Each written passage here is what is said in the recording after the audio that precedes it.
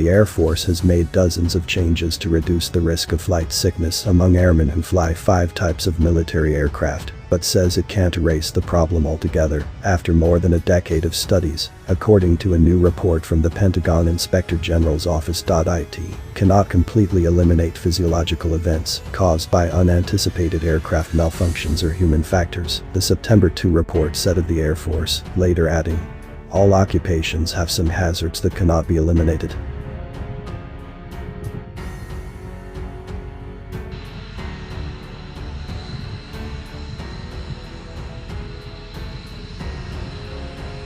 Those incidents such as hypoxia, hyper and hypoventilation, decompression sickness, trapped gas disorders, gravity-induced loss of consciousness, spatial disorientation and visual issues, and toxic substance exposure have rattled the aviation community and spurred nearly 70 research studies of aircraft and airmen's breathing systems. Since October 2009, nearly 600 physiological events occurred across 6 kinds of Air Force planes between fiscal 2010 and 2020, including the F-15, F-22, F-35A and T-6A fleets, according to the Air Force Safety Center.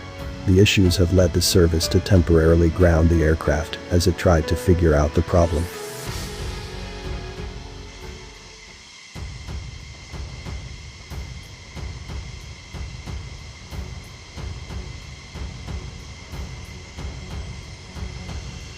More than half of those, or 323 incidents, happened in the T-6A Texan II trainer aircraft, followed by the F-22 Raptor fighter at 92, F-15E Strike Eagle fighter at 70, F-15C and D Eagle fighters at 62, and F-35A Lightning II at 28.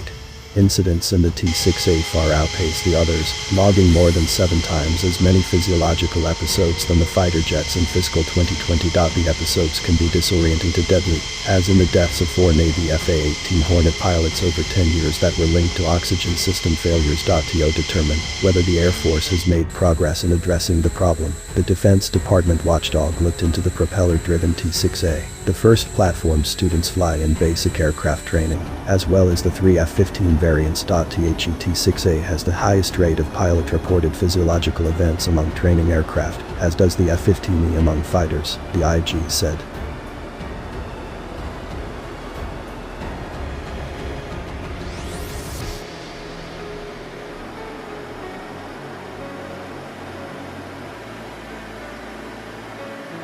The fixes fall into 6 categories: guidance, training, testing, maintenance, new designs and development, and research.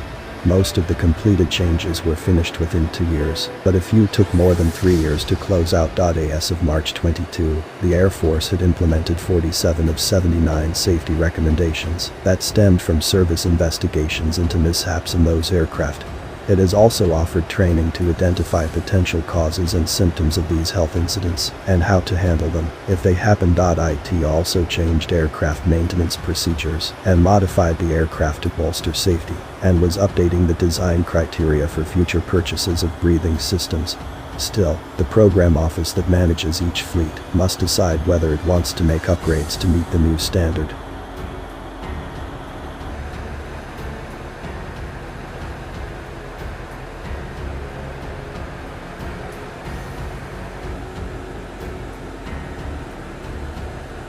Other initiatives have included starting to install cockpit pressure warning systems and improving canopy maintenance to avoid depressurization in the F-15C, and creating an automatic backup oxygen system for the T-6A. Of the 32 open recommendations, 12 recommendations related to new design and development, the IG report said.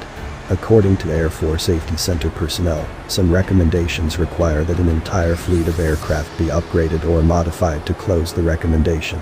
This process could take time and may require additional funding.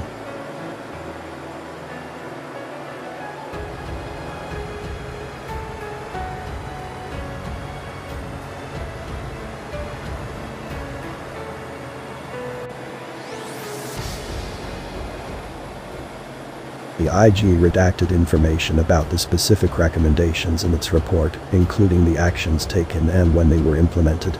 The Air Force has said it hopes to have all the changes in place by fiscal 2023. The report argues that the Air Force's interventions are working, though a sustained decline in the rate of incidents isn't yet clear.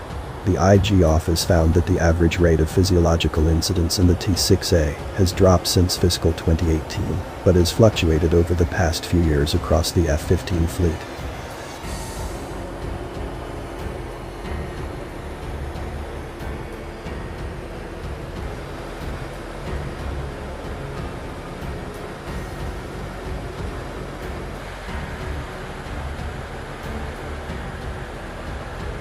The Air Force has reasonable internal controls in place to ensure that it can effectively improve safety in the aircraft reviewed during the study, the IG said. The Air Force actions show that PEs are a serious issue, and the Air Force functions as a team with collaborating partners to address a weakness in the fluctuations of oxygen levels in the cockpit to ensure aircrew safety across all aircraft platforms, the report said.